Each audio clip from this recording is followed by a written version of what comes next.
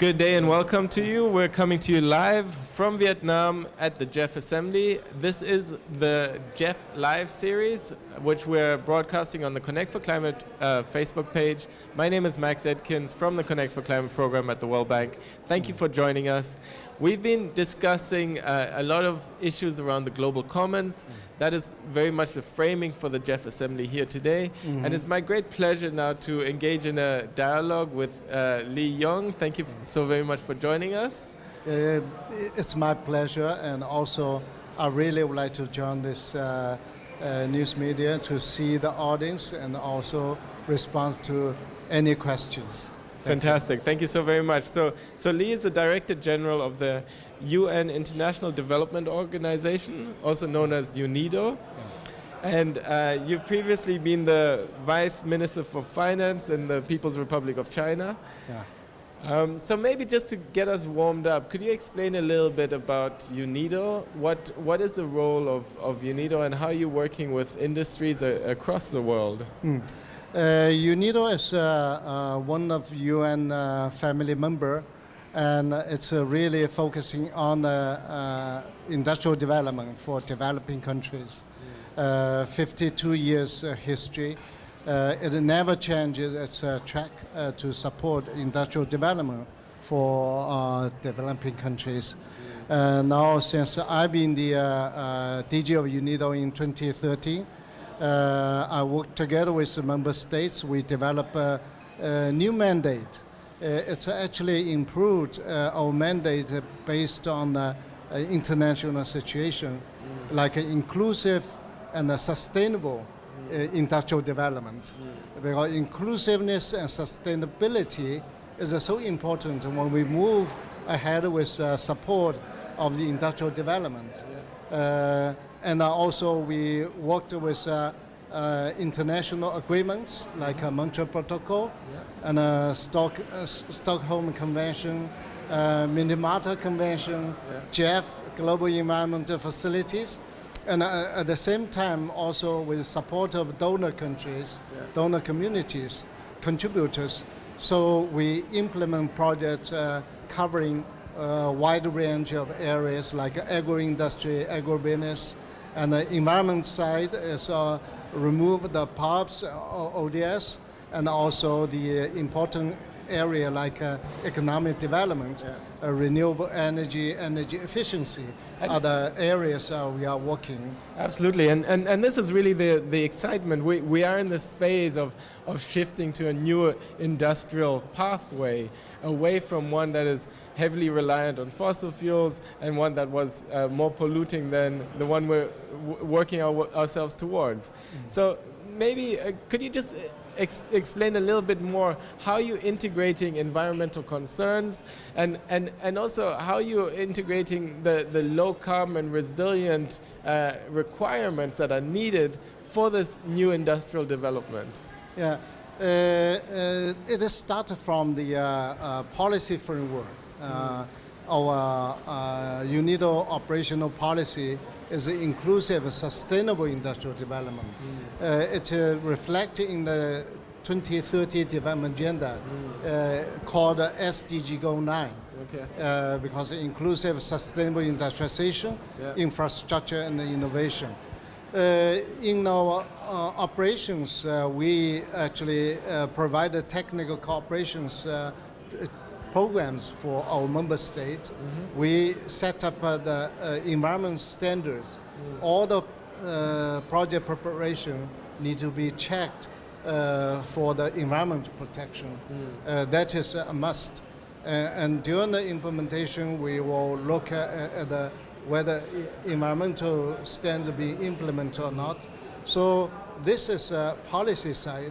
When we move ahead with country programs, support them, we will listen to their needs. Usually they will combine the economic development together with environmental protection. That is a kind of request.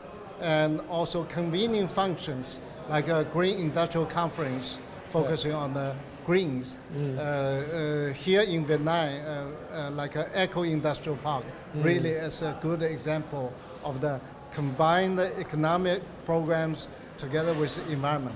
So on one hand, it's really ensuring that the environmental standards and the low carbon standards are integrated into new industrial development and in old industry as well. And on the other hand, also identifying the new industrial opportunities, so to say, in the natural capital, in the ecosystems. So what is your message here at the GEF Assembly? And looking ahead, what are your expectations from the industrial sector? To what extent are environmental concerns and climate concerns going to be driving investments and really directing the growth of new industries?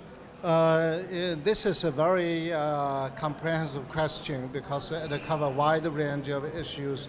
When we move ahead with UNIDO projects, programs connected to the environment side, for instance, like GEF program, Global Environmental Facility Program, they covering the energy efficiency, energy management, renewable energies.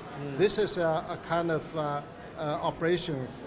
For instance, all the industries, when they move manufacturing, the consumption of energy accounts for 30% of total energy.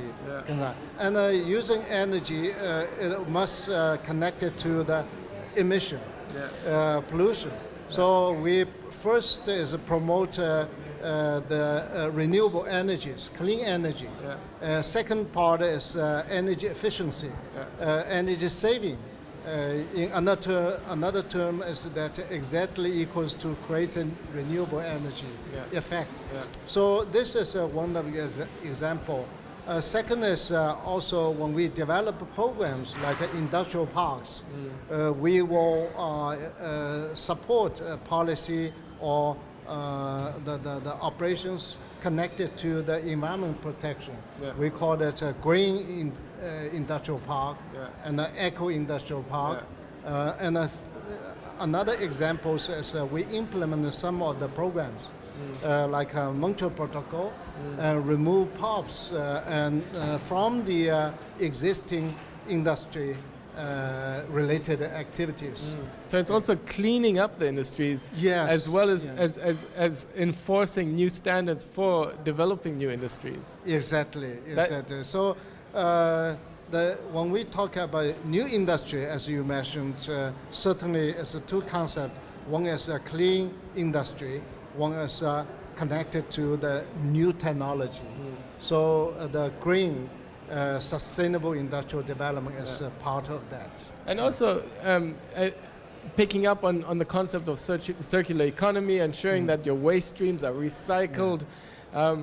And that's where I'd like to now maybe shift the conversation to the role of business. So we've heard very much here at the GEF Assembly that we are faced by global environmental challenges, but that is the opportunity for businesses to step up and embrace more resource efficient and circular economy mindsets within their business models to help scale up this agenda. So how are businesses going to be working with you, and what is their role in shaping the protection of our global commons and in driving climate action?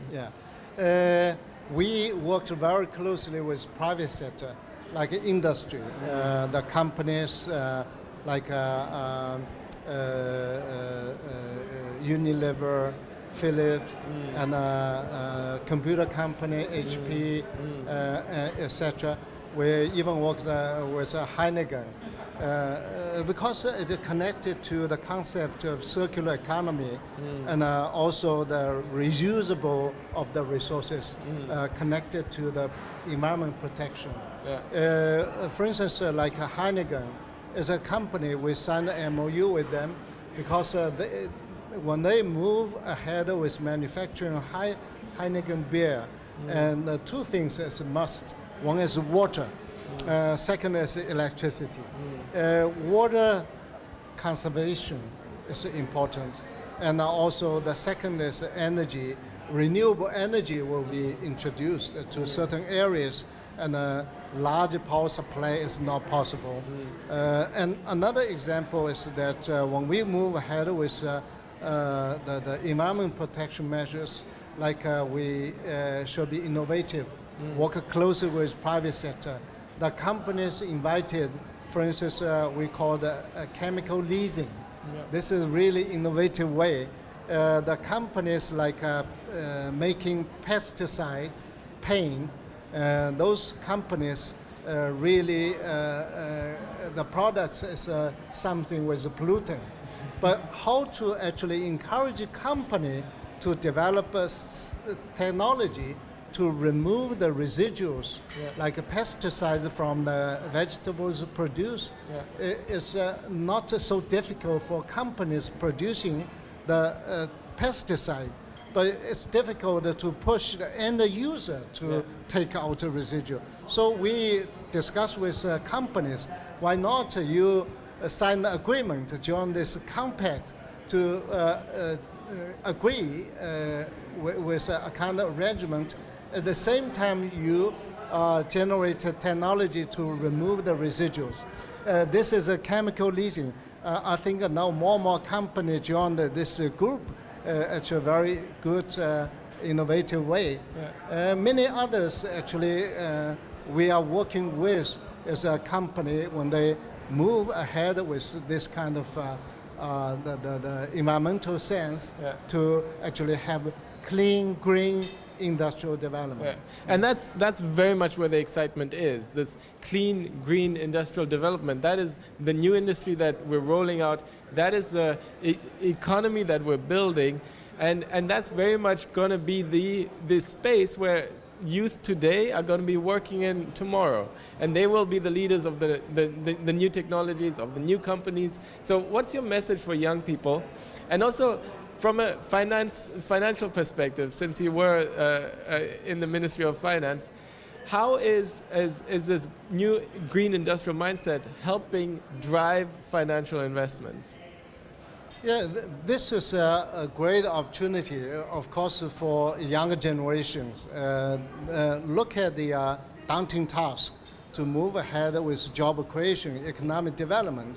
At the same time, if we look at the prospective environment, this is a big opportunity. I encourage all the young people, you look at the combination of that technology, industrial development, plus the environmental protection, because environment protection is a very big opportunity for the business. For instance, like the companies moving with technology to clean the pollutants from the soil, now being so welcomed everywhere in the world, and also the environmental sector will be very profitable if they develop some technologies. The CO2 catch and the storage system being developed. Now, of course, the cost is very high. If you look at the international community, next step, it will be used and create lots of profits out of this kind of practice. Many other technologies actually now being connected to the new industrial revolution.